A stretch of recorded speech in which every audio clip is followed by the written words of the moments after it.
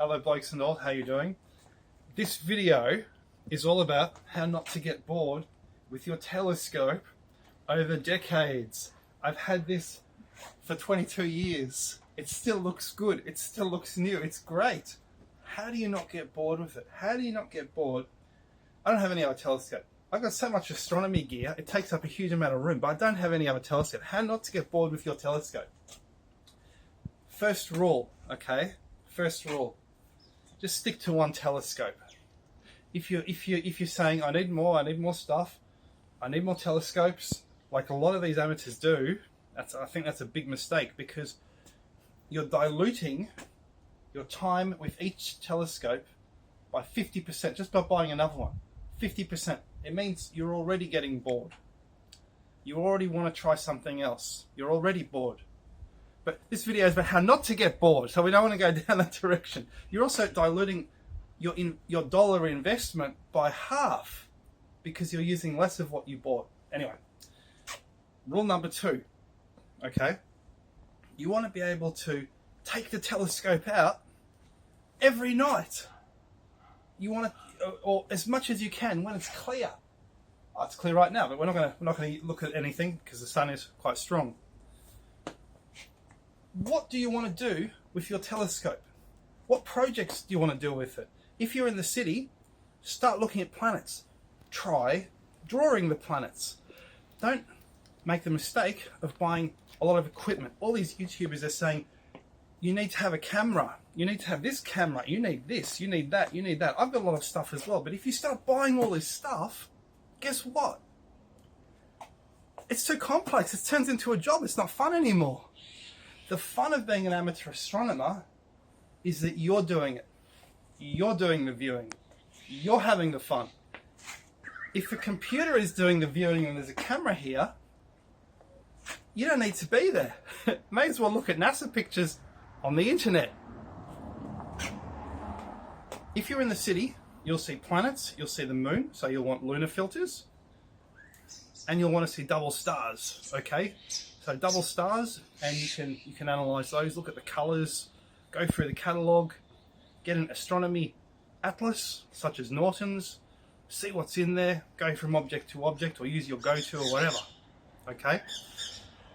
Another thing, you'll get bored with the telescope. This is number 3.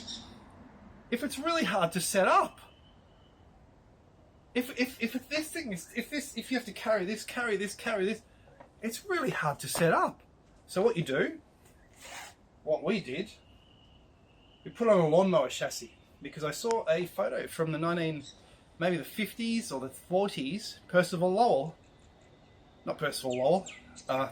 Tombaugh, I think it was Clyde Tombaugh, the discoverer of Pluto, named after Percival Lowell, right, had I think it was a 6 or a 10 inch reflector, and he mounted it on a lawnmower chassis, and I saw that, I thought, this is genius.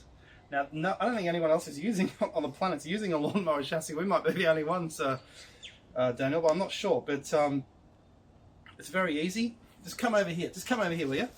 So look what we did. Just look down here. Just look down here. A piece of wood bolted to the bottom, from the bottom, and then some bolts coming off that piece of wood. Simple as that.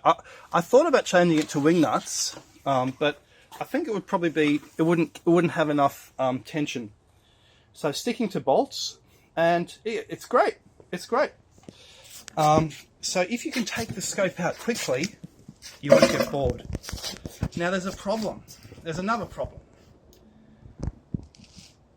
2 nights ago, I took the scope out to look at the moon. It was freezing, right? I used the scope for about maybe 20 minutes to look at the moon. That's not really long enough, and I got bored. I used the filters, I still got bored. I stacked the filters, I still got bored. You will get bored if you will still get bored anyway, even if it is easy to take out and you are able to use it.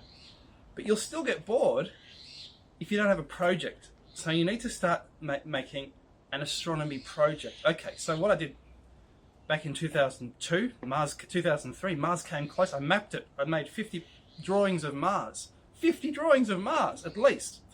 I did the same with Jupiter and Saturn, even Neptune.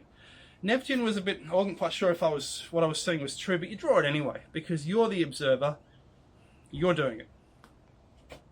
What else? Is there anything else to cover?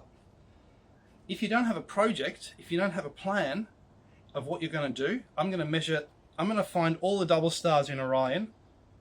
I'm going to use a photometer to measure the stars in Orion. I'm going to use my next project. I'm trying to make a stand for a microscope filar micrometer to measure distance, the changing distance between stars. If you don't have a project, you'll get bored. If you're in the city, like me, and the sky is so bright that you can't see anything, you'll just want to stick to double stars, to planets, to the moon, and maybe a few clusters. But you won't get bored if you have a project. So you can have the same telescope for decades, and you don't need to buy any other telescope if you've got an all-rounder like this. And we're going to take this camping, and you won't get bored. So that's how not to get bored with your telescope. Alrighty. Bye-bye.